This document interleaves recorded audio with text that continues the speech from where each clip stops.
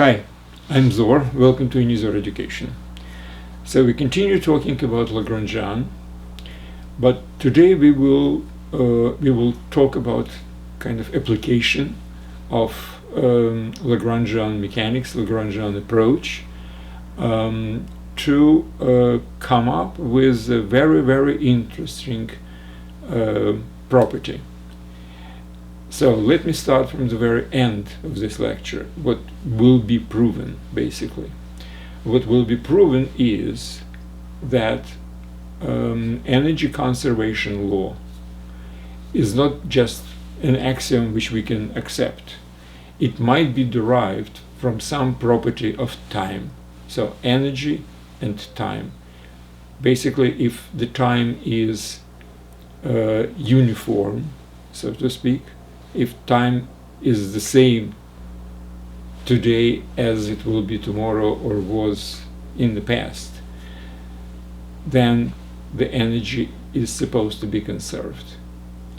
When I learned about this the first time, I was totally surprised. I mean, it just did not come to me easily that uniformity of time is related to the conservation of energy. But mathematically it can be proven using the Lagrangian approach. And the first person who basically did it in a much more general actually way was a German mathematician, Emmy Noether, a woman. Emmy Noether is a woman. She published a work in 1918 in Germany.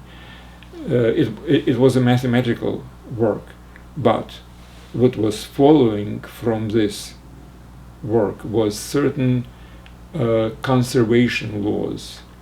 In particular, if time is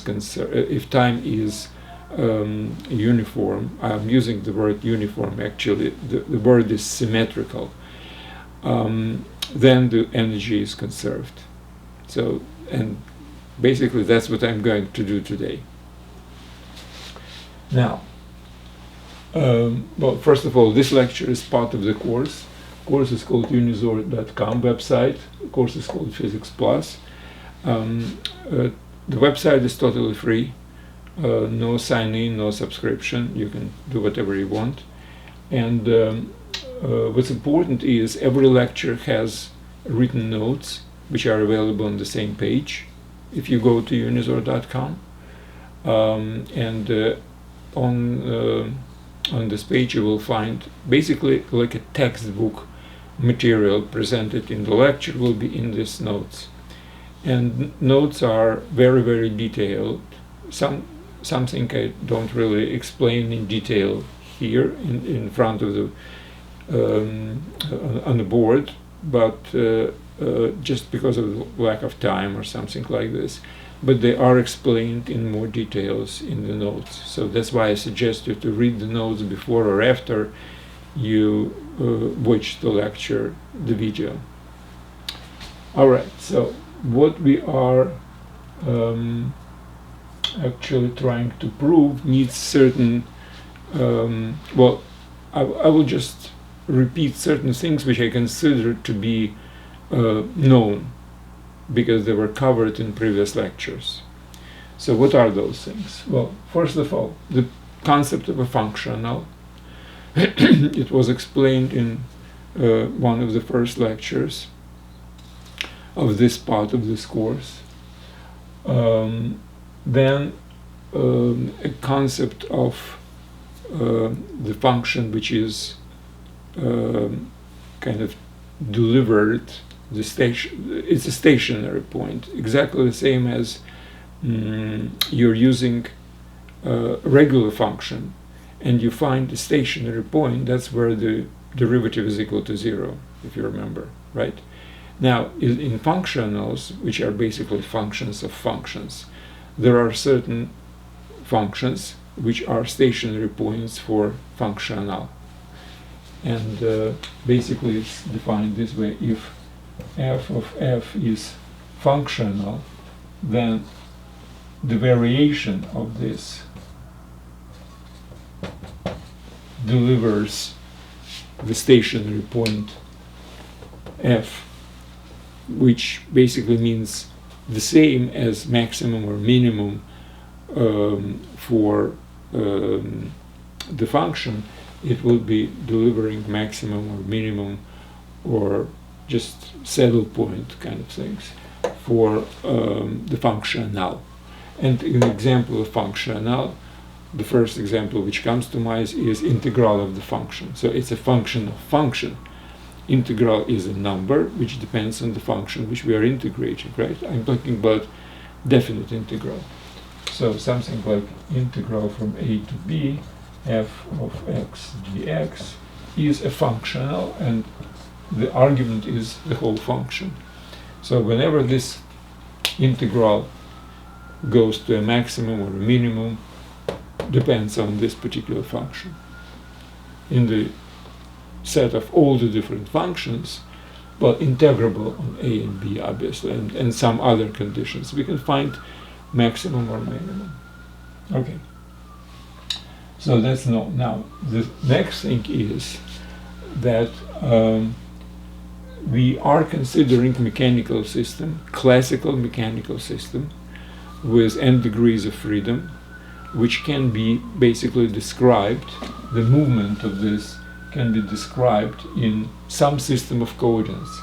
For instance, Cartesian system of coordinates of the system of n degree of freedom can be S1, etc., Sn. All of them are functions of time, and that gives a trajectory. So this is the set of all functions, n functions. Si of t gives you a trajectory of the system, where s are Cartesian coordinates. Or we introduced the generalized coordinates, also functions of t. Now related to Cartesian by some transformations which are supposed to be one-to-one transformations, like between Cartesian coordinates on the plane and polar coordinates. So it's a one-to-one correspondence. It's time independent. So if you have a conversion, a function which converts, let's say you have to convert as some kind of a function of general coordinates. So no time dependency here. Coordinates into coordinates, that's it. So whenever this is happening, we are talking about mechanical system which is moving somehow. It has n degrees of freedom, and we have coordinates which are time dependent. So next we have defined a particular functional called action functional,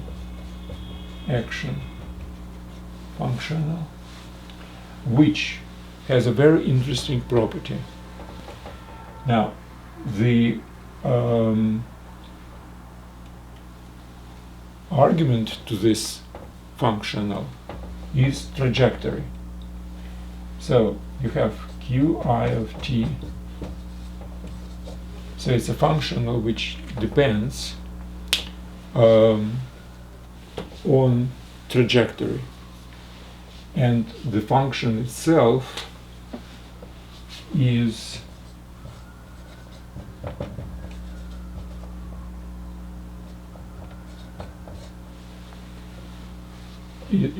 called Lagrangian, and it depends on trajectory,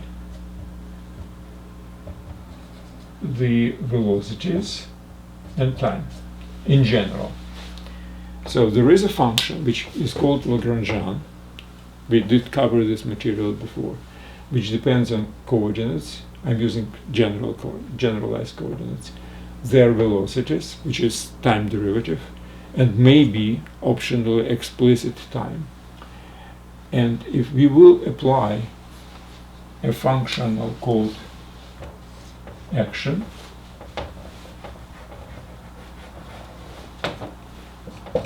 which is this integral. So let's say we have a moment in time t1, moment in time t2. At moment in time t1, the coordinates were basically qi of t1. This is point A in n-dimensional space, where configuration space where our mechanical system is moving. Now, at moment t2, the set of coordinates were this. So basically, the system is moving from A to B, from time t1 to t2, and there is certain function called Lagrangian, and we are integrating by time. And this is called an action functional, and what's important is that the real trajectory system is actually moving. So the real functions qi of t must be stationary points of this function. So those where variation of this functional goes to 0, and in particular there is a Euler-Lagrange equation which L is supposed to be satisfied to make this particular action functional to be stationary. So basically, from the fact that variation of this functional equals to 0 follows Euler-Lagrange equation, which I can just write it here.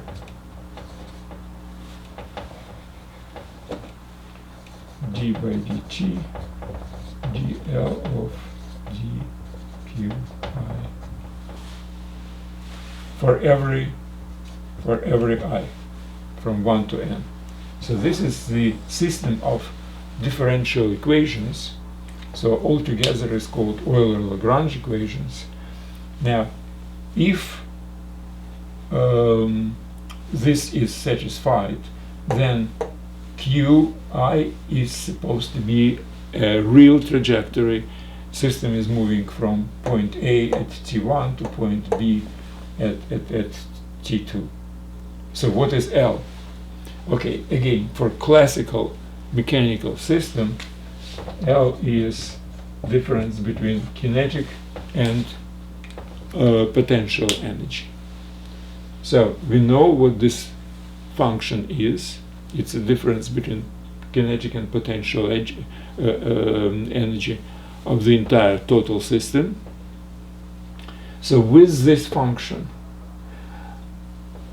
minimization or maximization of this functional, basically having its variation equals to 0, means the same as this particular trajectory q as a function of t is supposed to satisfy this particular Euler-Lagrange equation. Now, what's important is, before we were looking for trajectory by solving the second Newton's equation, right? Second Newton's law, which is force is equal to mass times acceleration. Obviously, we're talking about vectors here. So that's kind of it's actually a big deal. Because it's only in Cartesian system, first of all, because the force is a vector. Vector has, orthogonal coordinates, etc. Now, this is fine for simple systems. For systems which are much more complex, this is really very, very complicated thing. Now, the Lagrangian mechanic deals with total kinetic and total potential energy of the system, and Euler-Lagrange equation, which is also a differential equation. This is a differential equation because A is acceleration, second derivative of coordinates, right? So this is also second degree derivative, but it deals with function L, Lagrangian, which is kind of simpler than dealing with vectors. So in general, and what's important is that this Euler-Lagrange equation applicable not only to Cartesian system, but also to any generalized coordinates Q. Okay, so this is background. This is all supposed to be known. I'm repeating it just, to get you into the mood of something which is, I would say, really a great achievement, quite frankly.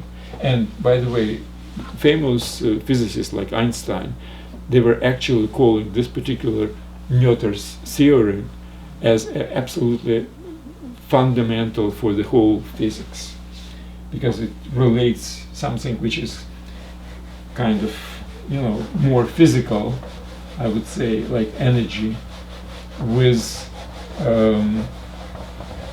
uniformity of time, which is easier to accept as axiom, because we actually, before we are accepting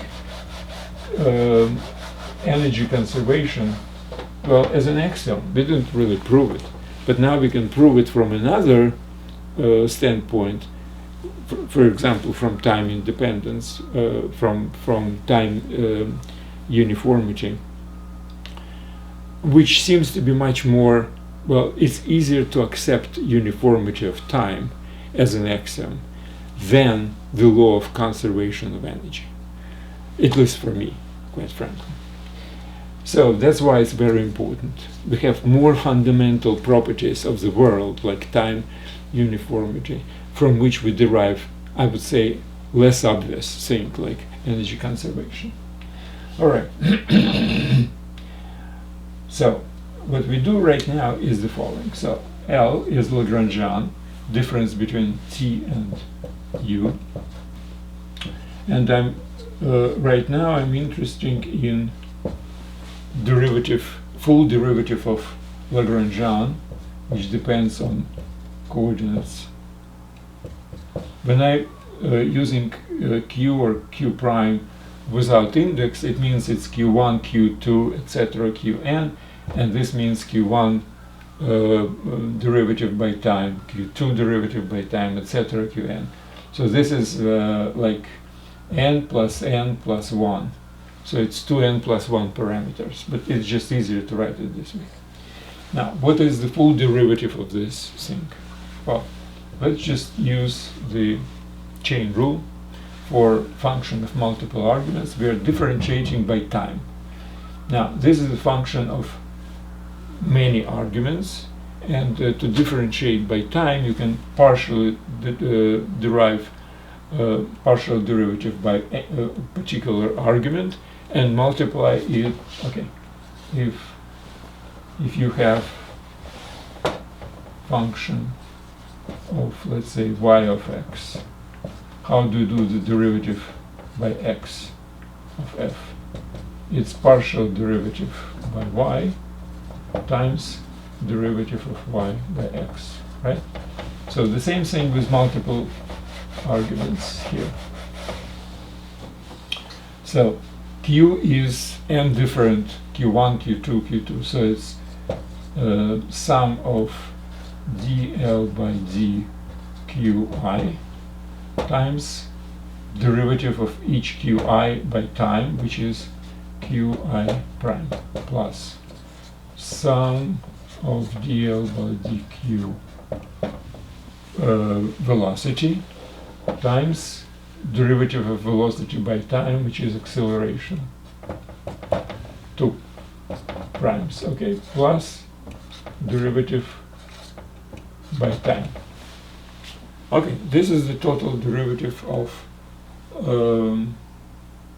now t is the function of, well, in Cartesian coordinates it's only function of speeds, of velocities, if you wish. In general coordinates, it's basically function of both coordinates and their derivative. Now, potential energy is potential energy which depends on the position. Now, we are talking about classical conservative systems when the forces are basically gradients of potential. Again, known facts. All right, fine.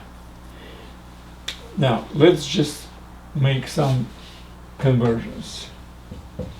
Here, I'm using Euler-Lagrange equation to replace derivative by generalized coordinate to remember dl, well, I'll use it right here. So it's sum, well, obviously sum by I from 1 to n. So from this I will use the following: d by dt of dl by dqi prime qi prime. Now, so this is equal to this, which is Euler-Lagrange equation. So if q describes the real trajectory of the system, it's supposed to satisfy Euler-Lagrange equation, which means I have the right to replace this. So again, I assume that q is real trajectory. That's why I can replace it using Euler-Lagrange equation. Plus, you know what, let me combine these two sigma into one. So plus dl by dqi times q plus dl by dt. So this sigma goes to both of this. That's why I put these curly brackets. All right. Now, look at this. And look at this.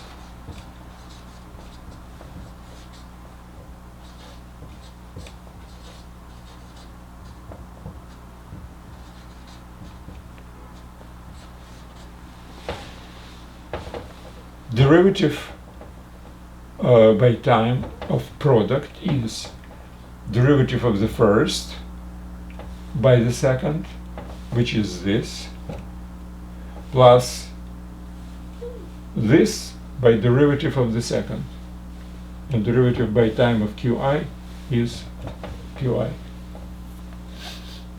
So this thing in curly brackets is the same thing as this. So that's why I'm using this and put sigma by I, d by dt, dl by dq I times q prime qi prime plus dl by dt. Okay.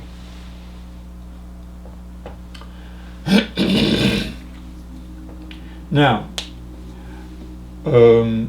sigma and and differentiation can be exchanged because the derivative of sum is sum of derivatives, right? So I will change the order here.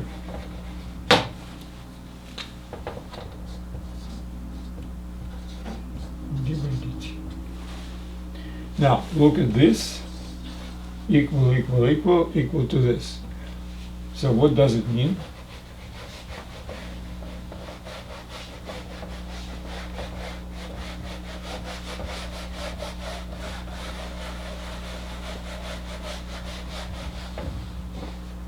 It means it's equal to d by dt sigma by I dl by dqi prime times qi prime plus dl by dt. That's what it is. Great.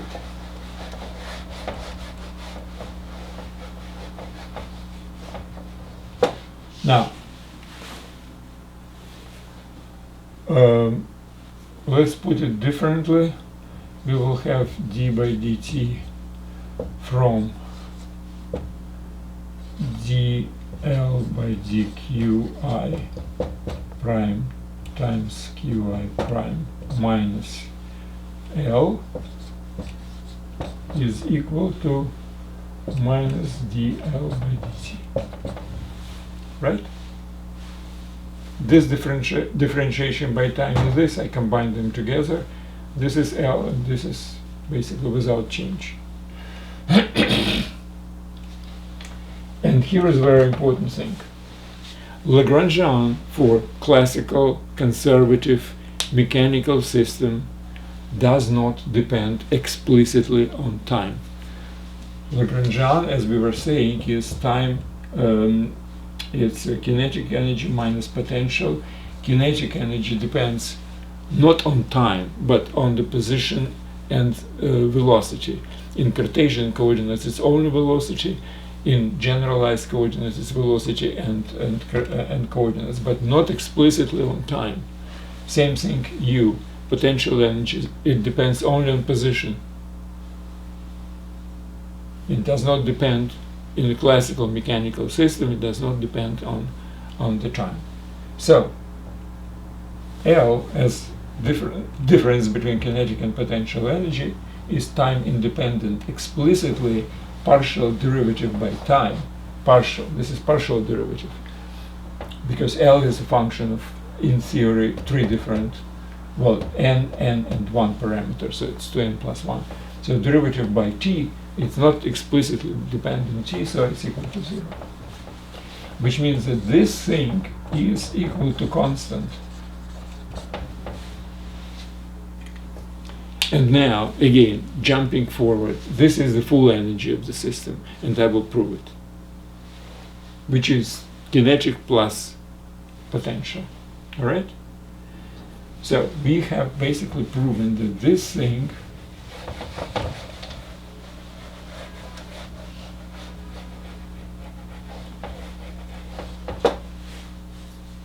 is constant. What's necessary to prove is that this is the full energy. And this is a different story. So let me just put it out.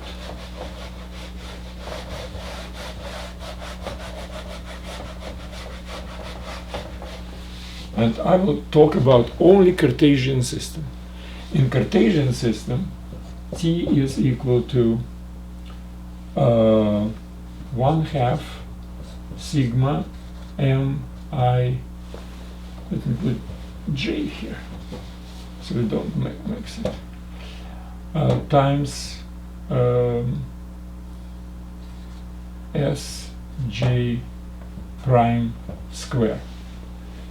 I'm using S for Cartesian coordinates usually, and Q for generalized. So if instead of Q I'm using S, then S prime is velocity, derivative by time of position, and some mass times square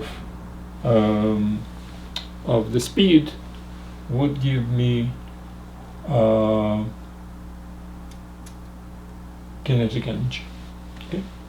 Now, instead of L, I can put here T minus U, right? We're talking about classical system. And here also minus T minus U. All right. Now here we are partially differentiating by velocity. Potential energy does not depend on velocity. So differentiation of the difference or sum is equal to difference or sum of differentiation. So from T we will have some normal thing, but from U we will get 0. So I will very safely get rid of U here, and I'll put only T. This U stays, obviously, nothing to do. So we are differentiating by coordinate prime, which is velocity, and times velocity. So let's see what will be here. If you will differentiate dt by velocity, we will have 1/2 times, this will be derivative of square if 2 times s prime, so it will be 2 and 2 will cancel out, so we will have sum m of j, s of j, right? Which happens to be, by the way, the momentum.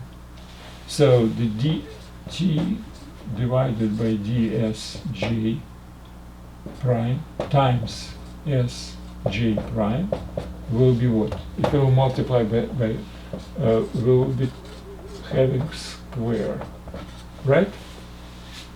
And what is this? Well, look at this and look at this. It's 2t. Right? So this thing is equal to 2t minus t minus u is equal to t plus u, which is kinetic plus potential full mechanical energy of the system. So in Cartesian coordinates, it's very, very simple. Now, in generalized coordinates, it's exactly the same thing. It's also relatively simple to do. First, you have to prove that t is actually not just any kind of a function of coordinates and their derivatives. Basically, t of q comma q prime is equal to, it's a function which is called